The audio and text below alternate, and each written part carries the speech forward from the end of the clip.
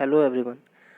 आज का हमारा टॉपिक है modulation and need of modulation. ठीक है, तो आज हम पढ़ेंगे मॉड्यूलेशन क्या होता है और उसकी नीड क्या होती है, आवश्यकता क्या है।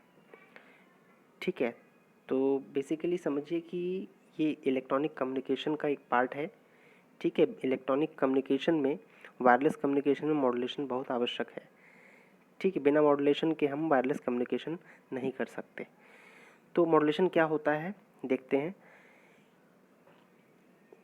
किसी हाई फ्रिक्वेंसी कैरियर सिग्नल की कैरेक्टरिस्टिक जैसे एम्पलीट्यूड, फ्रीक्वेंसी तथा फेज को किसी मैसेज सिग्नल की इंटेंसिटी के अकॉर्डिंग चेंज करना मॉड्यूलेशन कहलाता है। ठीक है, ये इसका स्टैंडर्ड डेफिनेशन है एक तरह से। ठीक है, तो यहाँ पे हम करते क्या है, जिस सिग्नल को हमें भेजना है उसके लिए एक कैरियर की आवश्यकता होती है। ठीक है, हाई फ्रिक्वेंसी सिग्नल होती है जिसको हम कैरियर बोलते हैं। ठीक है, उसी कैरियर सिग्नल को हम मॉड्यूलेट करके, यानी कि उसके कैरेक्टरिस्टिक को चेंज करके हम सिग्नल को सेंड करते हैं। तो यही प्रक्रिया जो है मॉड्यूलेशन कहलाती है। तो मॉड्यूलेशन हम करते क्यों हैं, वाई मॉड्यूलेशन इज़ रिक्वायर्ड। ठीक है, तो उस पर हम चर्चा करते हैं कि क्या बिना मॉड्यूलेशन के हम सेंड नहीं कर सकते सिग्नल को। तो सबसे पहली चीज़ तो ये कि हम वायरलेस कम्युनिकेशन के लिए मॉड्यूलेशन का इस्तेमाल करते हैं। ठीक है, बिना तार के हम सिग्नल को कैसे भेजें। बिना तार के अगर हमें सिग्नल भेजना है तो मॉड्यूलेशन आवश्यक है। ठीक है, तो वो वायरलेस कम्युनिकेशन का। दूसरा, practical antenna length for direct radiation is too high. तो कहने का मतलब ये है कि जो एंटीना, अगर हम सिग्नल को डायरेक्ट रेडिएट करना चाहते हैं, ठीक है, तो अगर हमें इसे सिग्नल को डायरेक्ट सेंड करना है बिना किसी मॉड्यूलेशन के, तो जो एंटीना इंस्टॉल करना पड़ेगा उसकी हाइट बहुत ज़्यादा हाई हो जाएगी। ठीक है, जो कि प्रैक्टिकली बना पाना संभव नहीं है। तो जो हाइट ऑफ एंटीना है वो डिपेंड करती है सिग्नल की फ्रिक्वेंसी पर, और इस फॉर्मूले से रिलेट होती है C/4f मीटर्स। ठीक है, तो अगर मान लीजिए हमारे पास जो सिग्नल है, जो मैसेज है, उसकी फ्रिक्वेंसी 2 किलो हर्ट्ज़ है, यानी कि 2000 हर्ट्ज़ है। ठीक है, तो उसके लिए हमें कितनी हाइट की एंटीना की आवश्यकता होगी, वो हम इस फॉर्मूले से निकाल सकते हैं। ठीक है, तो C/4f फॉर्मूले से अगर हम इसको निकालते हैं तो ये आपका आता है 37,500 metres. 37,500 metre, that means 37.5 kilometres.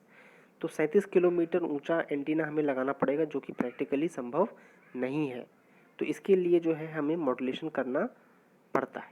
Modulation बहुत ही ज़रूरी है, बिना मॉड्यूलेशन के हम डायरेक्ट रेडिएशन नहीं कर सकते।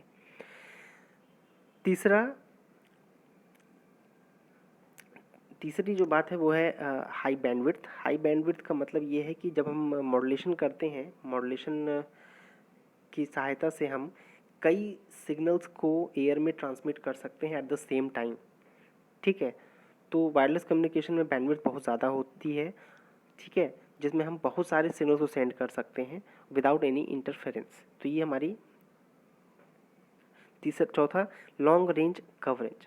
लॉन्ग रेंज कवरेज का मतलब ये है कि हम वायरलेस कम्युनिकेशन से मॉड्यूलेशन करके हम लॉन्ग डिस्टेंस कम्युनिकेशन कर सकते हैं। ठीक है, जो कि वायर्ड कम्युनिकेशन से संभव नहीं है। चलिए, तो आगे अब हम लोग पढ़ते हैं टाइप्स ऑफ मॉड्यूलेशन में। तो एम्पलीट्यूड मॉड्यूलेशन नेक्स्ट टॉपिक है। तो एम्पलीट्यूड मॉड्यूलेशन में हम नाम से ही समझ रहे हैं, इसमें हम क्या करें, कैरियर के एम्पलीट्यूड को चेंज करेंगे। ठीक है, तो जो हमारी कैरियर सिग्नल है उसके एम्पलीट्यूड को मैसेज सिग्नल की इंटेंसिटी यानी तीव्रता के अनुसार चेंज किया जाएगा। ठीक है, तो ये प्रक्रिया एम्पलीट्यूड मॉड्यूलेशन कहलाती है, जिसमें हम कैरियर सिग्नल की एम्पलीट्यूड को मैसेज के इंटेंसिटी के अनुसार, जो मैसेज सिग्नल की जो एम्पलीट्यूड है, जो आयाम है, उसके परिवर्तन के अनुसार हम चेंज करते हैं। ठीक है, but at the same time जो कैरियर की जो फ्रिक्वेंसी और फेज है वो कांस्टेंट रहते हैं। ठीक है, केवल एम्पलीट्यूड को हम वेरी करेंगे मैसेज के अकॉर्डिंग, बट फ्रिक्वेंसी और फेज को चेंज नहीं किया जाएगा। चलिए, तो इसको अगर हम वेव फॉर्म में देखें तो जो हमारा मैसेज सिग्नल है वो लो फ्रिक्वेंसी सिग्नल है।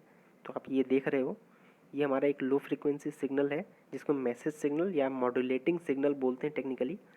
ठीक है, तो ये हमारा मॉड्यूलेटिंग सिग्नल है। ठीक है, जो कि आपका देख रहे हो wave form EM cos omega MT से हम इसको शो कर सकते हैं, ठीक है। नेक्स्ट जो दूसरा सिग्नल हमको चाहिए दैट इज़ कैरियर सिग्नल। इसकी फ्रिक्वेंसी देखिए बहुत हाई है, इसकी फ्रिक्वेंसी बहुत हाई है मैसेज सिग्नल के रिस्पेक्ट में, ठीक है, जिसको हम कैरियर सिग्नल बोलते हैं। तो E C is equal to E C cos omega C T, ये आपका कैरियर का एक्सप्रेशन है, ठीक है। जहाँ पर ये जो कैपिटल ई सी है वो इसका आयाम है, मैक्सिमम एम्पलीट्यूड, ठीक है, ये आपका ई सी है, ठीक है। तो ये हमारा कैरियर हो गया।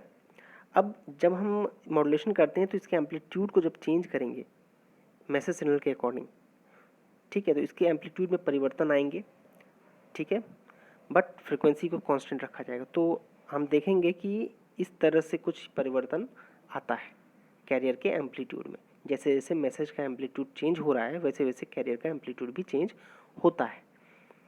तो यही आपका जो है मॉड्यूलेटेड वेव है, ठीक है, जिसको हम मॉड्यूलेटेड सिग्नल बोलते हैं, ठीक है। ये हमारा मॉड्यूलेटेड सिग्नल है, ठीक है, जिसको हम कैरियर को मॉड्यूलेट करके प्राप्त कर रहे हैं। ओके, तो ये जो हमारा मॉड्यूलेटेड सिग्नल है, ठीक है, ये कैरियर को मॉड्यूलेट करके हमने प्राप्त किया है, जिसका जो एक्सप्रेशन है, जो मैथमेटिकल एक्सप्रेशन है वो आपका E C into one plus M A cos omega M T into cos omega C T, ये इसका फाइनल एक्सप्रेशन है मॉड्यूलेटेड वेव का। ये जो एम ए है, एम ए आपका मॉड्यूलेटिंग इंडेक्स कहलाता है, जिसके बारे में हम बाद में चर्चा करेंगे, ठीक है। और इसकी ये एक्सप्रेशन भी कैसे डिराइव किया जाएगा ये भी हम लोग डिस्कस करेंगे, ठीक है।